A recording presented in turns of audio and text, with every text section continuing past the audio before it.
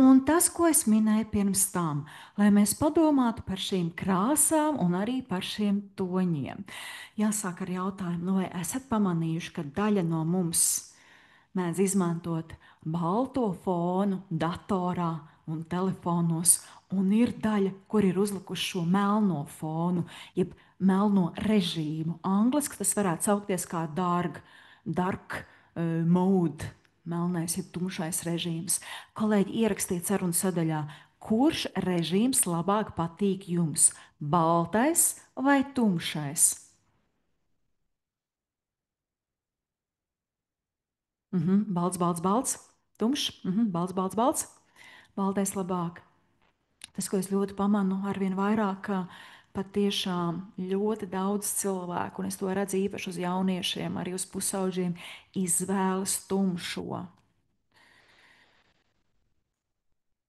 Datorā balts, telefonā melns, bet bērni izmanto melno sanda. Bingo, bingo! Tas ir arī mans novērojums, nu īpaši pēdējos 3 gadus, pēdējos 4 gadus, laikam pēdējos 3 gadus ļoti izteikti.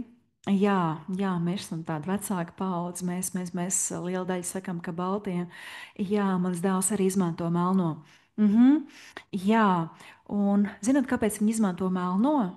Jo viņiem ir vieglāk skatīties uz melnā. Un katru reizi, kad es to pamanu, man tas tik ļoti sit acīs, kad es domāju, kā viņš var tur ko saredzēt.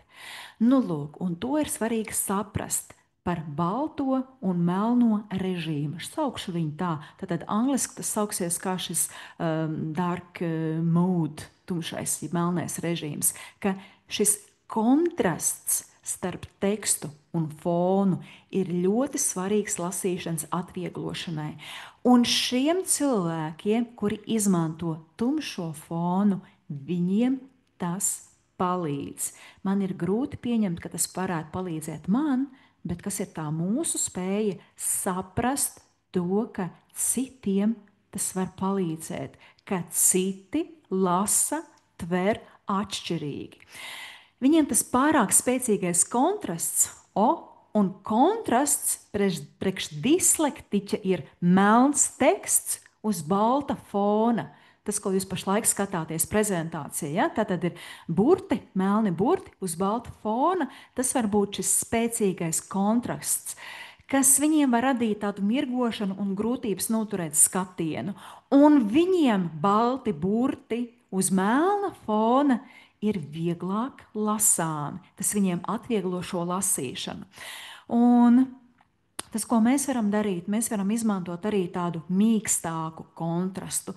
Nu, ja negribam melnu, varam izvēlēties varbūt kaut ko tumši pelēku vai tumši brūnu tekstu. Piemēram, tas, ko es minēju, ka, ja zinātu, ka šī ir prezentācija, kur es gatavoju bērniem, kur ir vairāk bērni, kuriem ir šie specifiskie mācīšanās traucējumi, es noteikti izvēlētos šo prezentācijas fonu nevis baltu, bet uzlikt kādu vieglu tonīti, varbūt tādu vieglu krēmīgu, varbūt tādu mazliet bišķī tādu uz siltāku pusīti. Ja?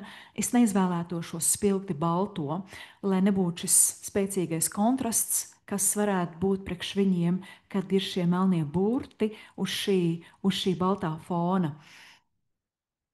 Tumši pelēks vai tumši brūns teksts uz krēmīgā, gaiši pelēka vai pasteļtoņa fona, tātad viņiem atvieglo lasīšanu. Viņiem tas rada šo mazāku burtu mirgošanu un mazāk šīs grūtības noturēt skatienu.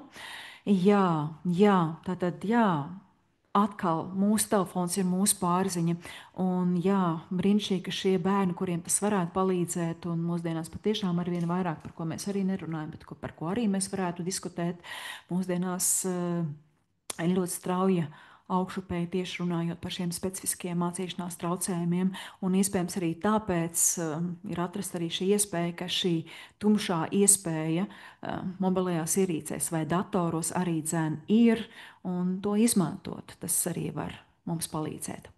Kad teksts ir melns uz ļoti balta fona, šis spēcīgais kontrasts tātad rada šo optisko mirgošanu, šī baltā virsma it kā mirdz zibeņo, un burtu kontūras sāk izplūst. Un tas var izraisīt šo sajūtu, ka burti kustas. Savukārt šis tumšais fons, jeb tumšais režīms, dark mode, kad ir gaišs teksts uz tumša fona vai vismaz mīkstāks fona tonis, piemēram, ko es varētu savā prezentācijā sagatavot, samazina to gaismas kontrastu un to mirkbošanu, padarot to tekstu mierīgāku arī acīm. Tas ļauj smadzenēm koncentrēties uz saturu, nevis uz vizuālajiem traucēkļiem.